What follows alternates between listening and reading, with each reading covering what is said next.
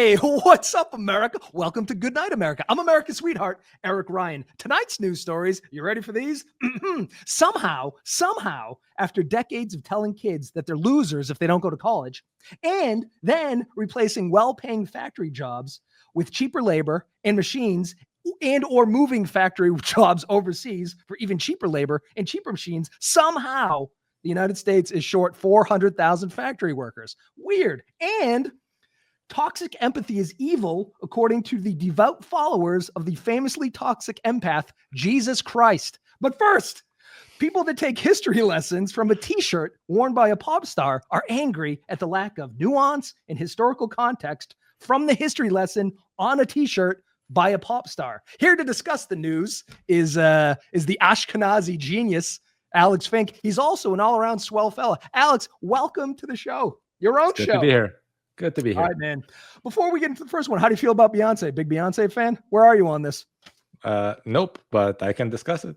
Yeah, I don't care either. She's hey, listen, we're too old, baby. We're out of touch. And it's not like she's new or anything, but we're just a little too old for this. But it doesn't have to do with Beyonce. It has to do with her t-shirt. So I mean, it would probably be a compliment to her, but at least I know what she looks like. I don't think I know any songs, but yeah, at least I know who we're talking about. In the right direction. Well, all right, we have that going for us. All right, so this is from the Associated Press, all right, a very reputable news organization. The title of the article is Fans Criticize Beyonce for Shirt Calling Native Americans the Enemies of Peace.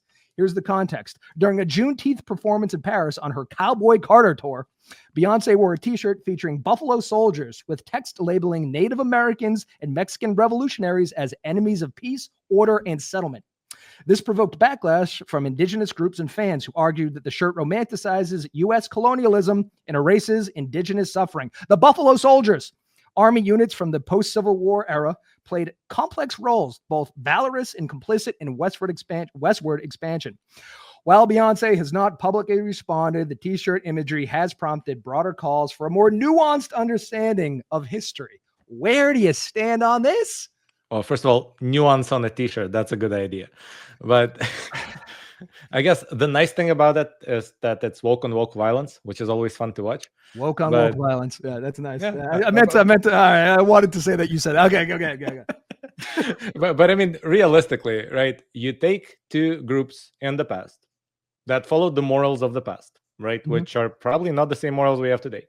And they fought, right? Yeah. And so one side tries to valorize this group and poo on the other, and the other side tries to claim the opposite. The entire discussion is completely moot, but it's kind of fun to watch. I totally agree. And here's the other, like, there's so much nuance and complexity to this story. And it's okay for it. We humans love to be binary absolutists. It's like the Buffalo Soldiers are great. Yeah, in some ways, and in some ways they did stuff that's like, morally complex. But think about this generation of men who were born into slavery, then were forced to fight in the Civil War. And then after that, the only way they probably could get money, some of them, was to fight the Native Americans and Mexicans for the purpose of American colonialism and imperialism. That's very difficult. What were their other options? Like, to your point, this is a different time, a different world. It's okay for it to be a little muddy, but people, again, we need to be binary absolutists and say it's either amazing or it's horrible. It's either evil or it's great. But I will say this t-shirt made me do a deep dive into Buffalo Soldiers. Fascinating. Absolutely fascinating. So, on that, it's a good thing she wore this t-shirt.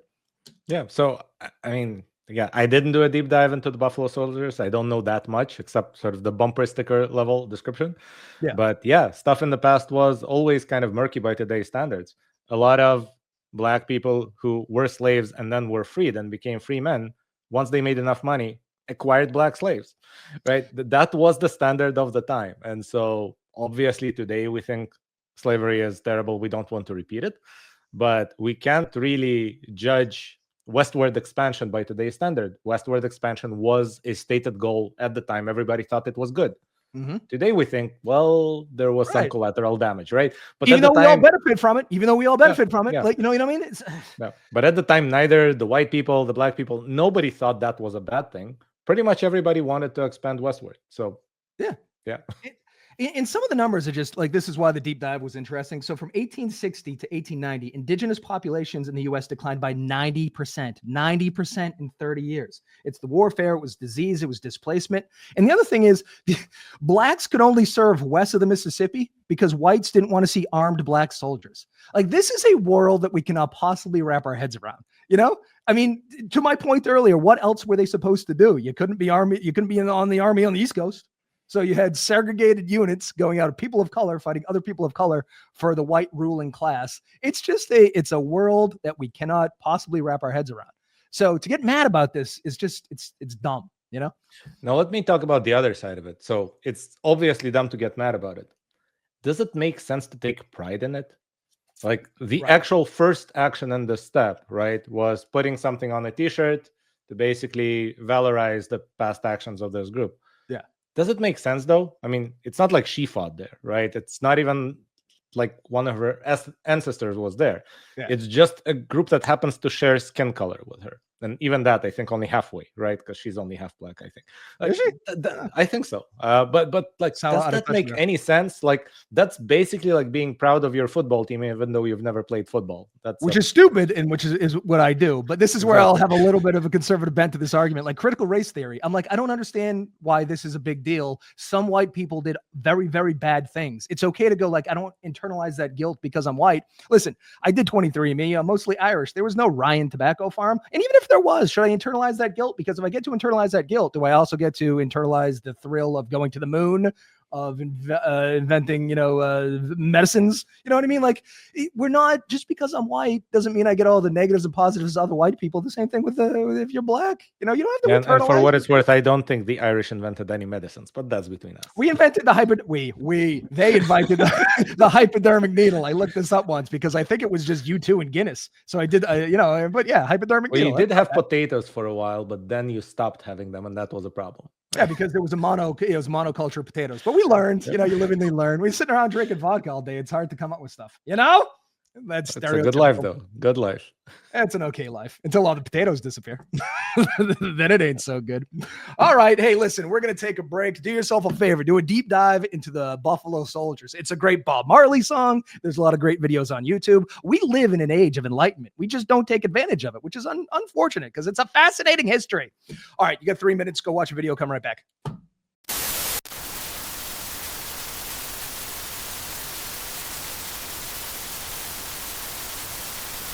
Hey, welcome back. The video on the Buffalo Soldiers you just watched that I told you to, that was good, right? All right, well, listen. You're going to have more research to do after this because this story is fascinating. Story number 2 from the New York Times.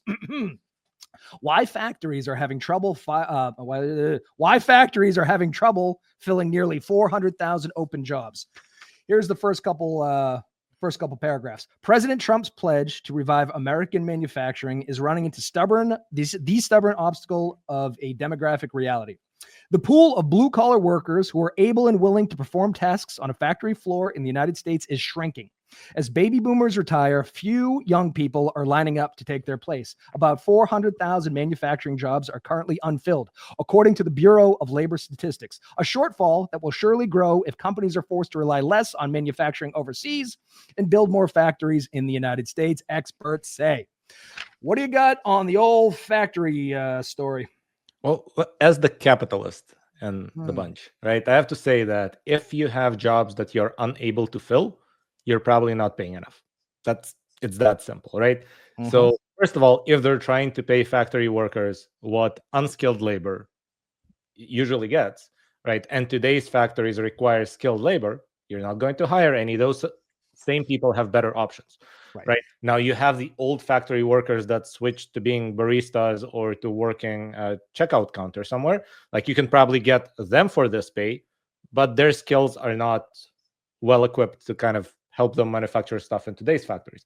So either you have to simplify the job or you have to pay more.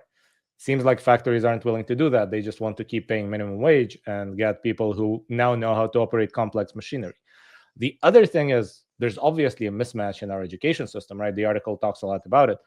I'm not sure it needs to be solved at the presidential level. So that's kind of an odd one, right? Yes, we probably have more people going to college than we have jobs that require college. That is an obvious problem. I don't know what the actual numbers are. Something like 43% of the US gets post-secondary education. Yep. Like most of these people end up working jobs that don't require that. So obviously we need to fix that. Probably we need to give those people less loans because they're not going to be able to pay it back. That's kind of going back to our previous discussion. Yeah. But again, is that the president's job? Doesn't seem like it. Well, it's the president's job because we keep electing these rich old white guys who romanticize a time that's long gone. We had a country full of factories, but part of one of the core tenets of capitalism is the exploitation of cheap labor. So if you can get people to work for less, you gain more of a profit. So that makes all the sense in the world. That's why factories left. Look at Detroit. It was full of factories. Now it's not. Like, this idea is antiquated. It just simply is. And to try to listen, what's this? Okay. Manufacturing jobs in the U.S. have declined from about 30 million in 1979 to 12 million today. We're not looking at a short span of time. This is 50 years ago that this sort of idea began to die out in totality. So what we're going to do is now ask private institutions to pay Americans more. That's not capitalism, right? It just isn't.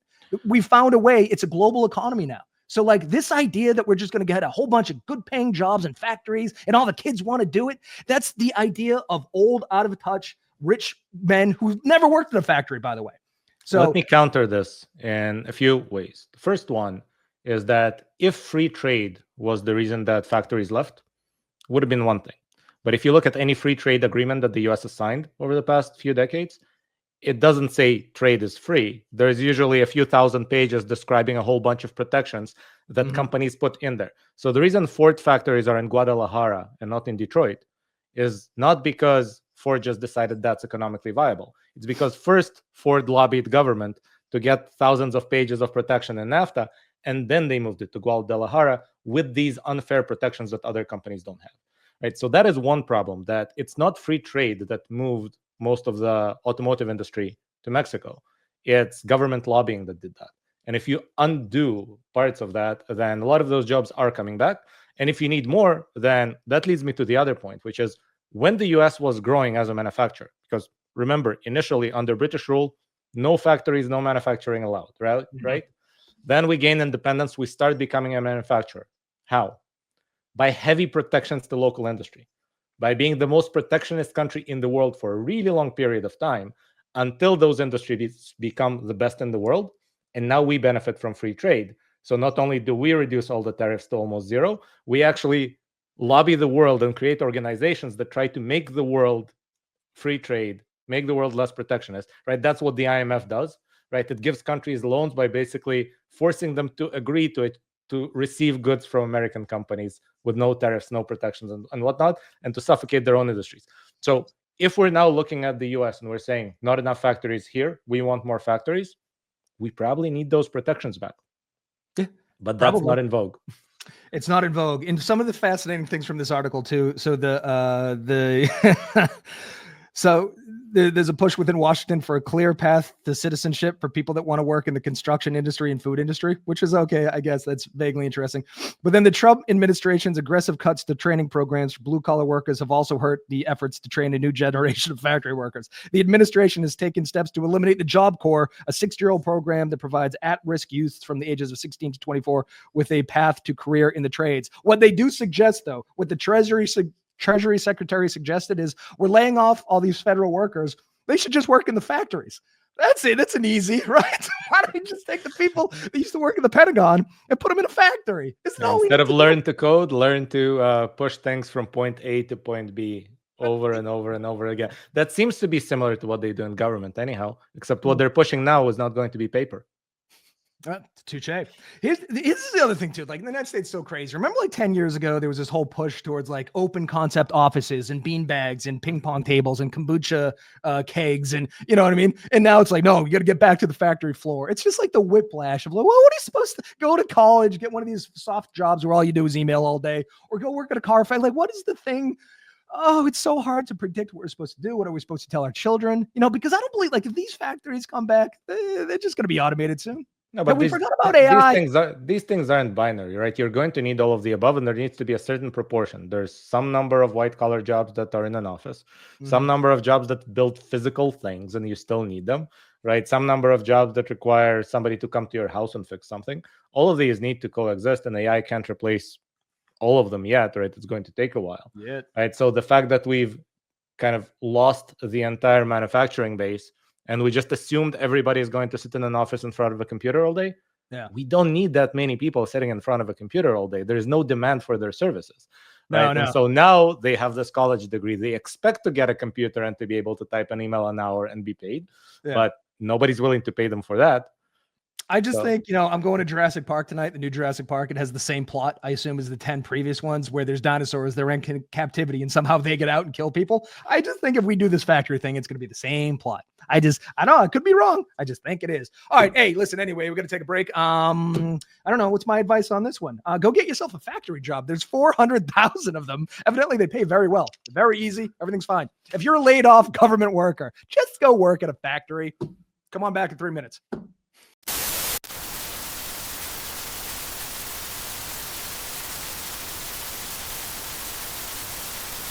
Hey, welcome back and congratulations on your new factory job.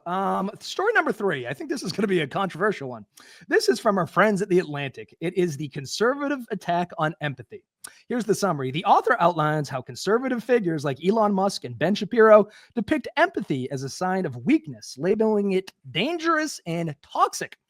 The piece critiques books like Ali Beth Stuckey's Toxic Empathy, which warns conservatives against emotional responses they claim undermine ideological conviction. The Atlantic argues this trend is damaging moral conscience, particularly for Christians, by disvaluing care and compassion. All right, I have a feeling we're going to be on opposite sides of this old argument. Do you want to open it up? Yeah, well, first of all, on this article itself, there's obviously a false choice there, right? And maybe the left and the right do present this false choice, but you don't have to choose between empathy and logic. You have to use empathy as an input and then apply logic to come with the solution that kind of makes the situation as good as it can be, right? But there is a problem, and I think you see it a lot around us, where people feel empathy and just act on it.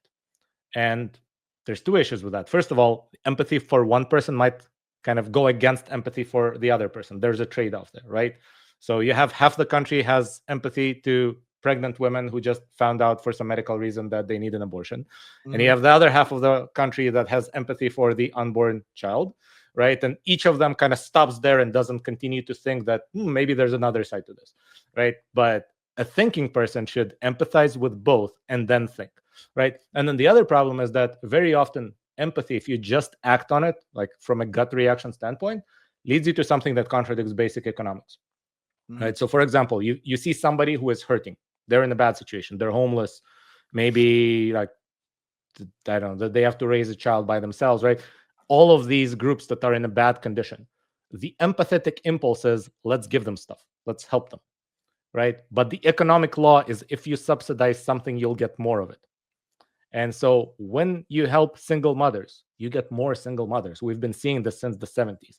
When you help homeless people, give them free needles, free clothing, free food, whatever, you get more homeless people in your town, right? So yes, I empathize with these populations. I want to help them. But the question is, let's sit down, let's run some experiments, let's run some data, and let's apply logic to figure out what solution actually fulfills my empathetic duty. Yeah. What's sort of disappointing about this article, us discussing it anyway, is I'm an atheist. You're mostly Jew. So there's not, and you can't separate this article from the Christian aspect of it, because, you have Charlie Kirk saying the number one psychological trick of the left is employing our language, our Bible verses, and our concepts, and then perverting them to morally extort us. I'm going to just really quickly run down the Beatitudes. And for you Christians out there, the Beatitudes are a set of teachings from Jesus, the guy that you ostensibly love. It's the thing he did on the Sermon on the Mount. Blessed are the meek are the gentle, the patient, and the humble. Blessed are those who hunger and thirst for righteousness. Blessed are the merciful. Blessed are the pure in heart. Blessed are the peacemakers. How does this twist what Jesus is saying if you're saying empathy is good? So like, I just think this is my large point. You can be a modern Christian Republican, but you can't actually be a Christian. Like they are diametrically opposed. They just are. They simply are. They're charlatans and they're heretics, because it's very clear how Jesus feels about this population that needs help. God prefers the downtrodden, right? Isn't the whole thing, Jesus hung out with hookers and those in jail and all that stuff, and then all of a sudden, oh, these people are evil, and you're using our words against us? Yeah, because they're the words in the book that you pretend to love. That's the disappointing part here. Yeah. No, I agree with you that likely the correct interpretation of Christianity and of Jesus' words is the exact opposite of what Charlie Kirk thinks they are. But the point here in general about religion, I'll give you kind of the Jewish perspective, right? You have the written Torah and you have the verbal Torah, a Torah Shebe'al Peh, right? And they are often different, right? Things evolve over time and you need the mechanism to update your belief system. So you have a similar thing with American Christianity, where at some point American Christianity became very different from original Christianity, even though it claims to be original, right? But original Christianity basically hates people who make money, and Americans love making money. Right. Yeah. And so you cannot really reconcile these two. You basically just have to announce this is the new Christianity. And but they won't believe that guy got reincarnated or whatever. But obviously, all of the stuff that he says about money, he's a fucking commie. Right. Yeah. So I don't know where blonde hair, blue eyed Christian Jesus like flew into the United States on a bald eagle holding a gun. But that's who these Christians worship. And it's so kind. He's 180 degrees different than the guy who says things in the book that they pretend to love. And it blows my mind. Yeah.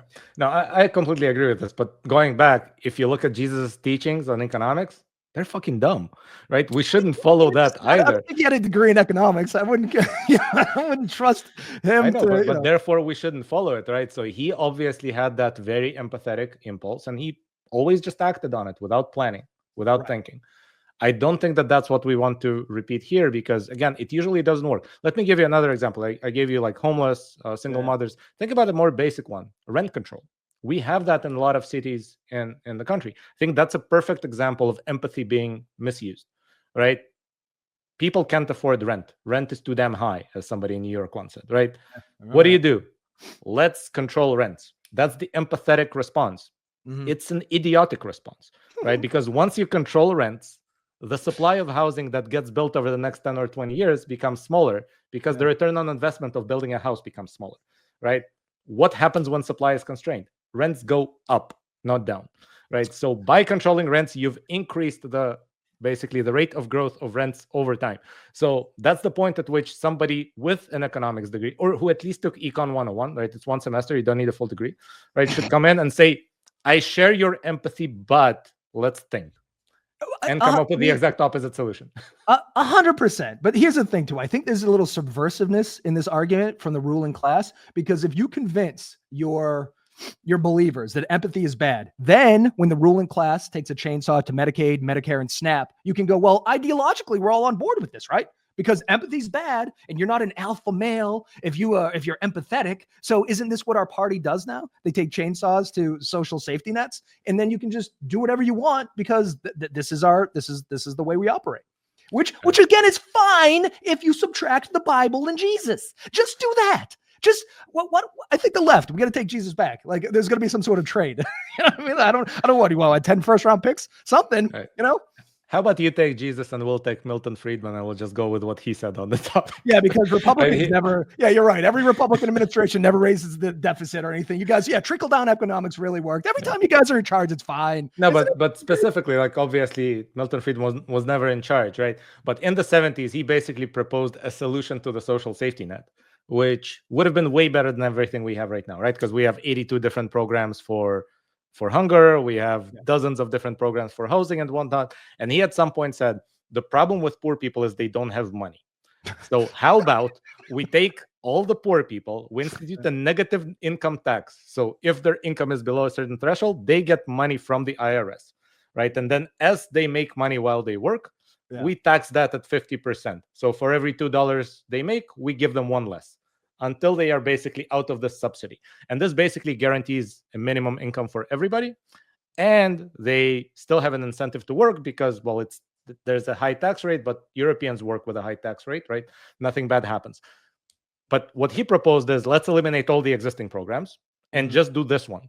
Guess what would happen if we eliminated all the existing programs, at least all the cash transfers, and just instituted this one today with the current poverty level? It would be good. We would cut the budget by about $3.5 trillion and have no poor people overnight. But we're not doing that because we're acting on empathy. How on earth can you cut this particular program that helps this particular group of people, even though there's 81 identical ones that help people in some other way, right? So if you're not allowed to discuss cuts because empathy, then you'll be spending $4.5 trillion where you could achieve no poverty overnight with 800 billion roughly. Yeah, I think we're doing exactly what we should be doing, which is being binary absolutists. Not all empathy is bad. Not all pragmatic financial systems are bad. There's going to be some sort of like happy medium, which is true of everything, but we're dumb animals and we love tribalism. We love yelling at each other. So nothing ever happens. I have good news though. If you're poor, there's 400,000 factory jobs that need filling. So just go get one of those. It'll be fine, and then this problem solved. And just don't wear any Beyoncé t-shirts as you do. No, it's going to cause quite the stir. All right. Well, listen, I think that was good. I think I'm going to go read the Bible now. Don't you think it's so? Did you know? I'm going to end on this. Did you know they did some poll with all the people in the world, and they quizzed them on their religious knowledge? You know who's 1 and 2? Oh, I'm guessing the Jews are somewhere in there because the word knowledge is somewhere in there, but. Jews and atheists, buddy. Me and you. Yeah, let's go. Well, the irony is I'm kind of both, but yes. So I studied the Old Testament for 6 hours a week for 10 years, right? More than math, in fact, because math was only 5 hours a week, right? And of my own volition, I read the whole thing cover to cover, including the Christian version. I actually have the Jefferson Bible in here somewhere. If you're looking to know what Jesus said without all the fairy tale stuff around it, that one's actually good reading. Then you'll really understand he's a commie. Oh, really? He's yeah, it does. Okay, so he didn't say anything about cutting Medicare, Medicaid, and SNAP. That's weird. All right. Anyway, listen, we'll be back next week, America. Thanks for tuning in. Please send us hate mail. We love it. Good night.